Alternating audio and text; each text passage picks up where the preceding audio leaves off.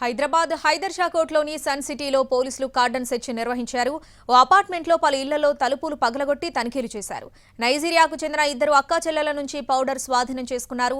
మొత్తం 11 మంది African countries కి చెందిన వారిని చెక్ చేశామని, వారి వద్ద ఉన్న డాక్యుమెంట్స్ పై పలు అనుమానాలున్నాయని తెలిపారు ACP Srinivas.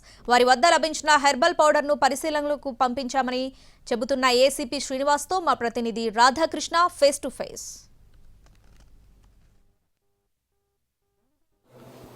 Narsingi Hydershakote సన్ సిటీలలో ఇవాళ ఉదయం నుండి కూడా పోలీసులు కార్డన్ సెర్చ్ నిర్వహించడం జరిగింది. ప్రధానంగా ఆఫ్రికన్ కంట్రీస్ నుండి వచ్చిన స్టూడెంట్స్ ని టార్గెట్ గా పెట్టుకుంటూ కూడా ఈ సోదాలు నిర్వహించడం జరిగింది. ఇప్పటి వరకు ఈ సెర్చ్ ఆపరేషన్స్ కొనసాగింది. ప్రస్తుతం మనం సన్ సిటీలో ఉన్న ఒక అపార్ట్మెంట్ లో ఉన్నాం. ఈ అపార్ట్మెంట్ లోకి ఇవాళ ఉదయం పోలీసులు లోపలికి వెళ్లేందుకు ప్రయత్నం చేశారు. కానీ లోపల ఉన్న వాళ్ళు ఓపెన్ చేయకపోవడంతో తలుపు పగలగొట్టి లోపలికి వెళ్లిన పరిస్థితి చోటు చేసుకోవడం జరిగింది. ప్రస్తుతం లోపల ఇద్దరు ఆఫ్రికన్ కంట్రీస్ సంబంధించిన అక్క చెల్లెలు ఉంటున్నట్లుగా కూడా మనకు తెలుస్తుంది. ఈ సెర్చ్ ఆపరేషన్ సంబంధించి మనతో మాట్లాడడానికి ఏసీపీ శ్రీనివాస్ ప్రస్తుతం మనతో పాటు ఉన్నారు. ఏంటి సార్ ఈ ప్రధానంగా ఈ సెర్చ్ ఆపరేషన్స్ అది కూడా ఆఫ్రికన్ కంట్రీస్ కి సంబంధించిన వాళ్ళనే ధ్యేయంగా పెట్టుకుని చేసినట్టుగా తెలుస్తుంది. ఇప్పటి వరకు ఏమైనా తేలిందా? ఎవరైనా ఇల్లీగల్ గా ఉన్నట్టుగా దొరికారా? ఏంటి అసలు టోటల్ గా ఈ రోజు ఈ సెర్చ్ ఆపరేషన్ చేసిన దానిలో 11 మెంబర్స్ 3 ప్లేసెస్ లో చెక్ చేయడం జరిగింది.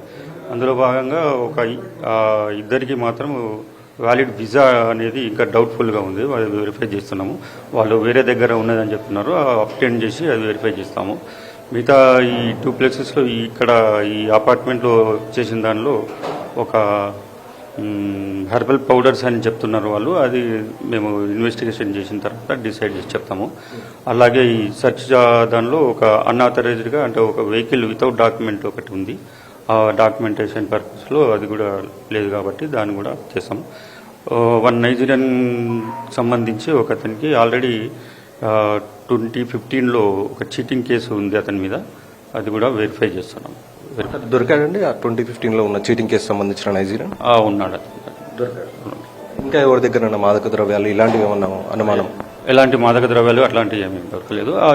ఇప్పుడు హెర్బల్ పౌడర్స్ అనే సస్పిషియస్ దాని మీద అవి మేము శాంపిల్స్ పంపించి ఇన్ కేసు అవి ఉంటే డ్రగ్స్ లాగా తేలితే ఇమీడియట్గా యాక్షన్ తీసుకుంటాం.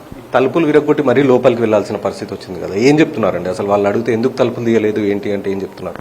గతంలో వేరే వాళ్ళు వచ్చి కూడా ఇట్లా అరెస్ట్ చేసినారు కాబట్టి మేము తలుపు తీయలేదు అనే రకంగా అంటున్నారు. కానీ అది మనం బ్రేక్ చేయలేదు. కాకపోతే వాళ్ళు భయపడి తీయలేదు అనే రకంగా చెప్తున్నారు. మేము యూనిఫామ్లో ఉన్నాము, మేము పోలీసు వాళ్ళు అనగానే మళ్ళీ కోఆపరేట్ చేసి అన్నీ చెప్పారు. వాళ్ళకు వాలిడ్ డాక్యుమెంట్స్ కూడా ఉన్నాయి.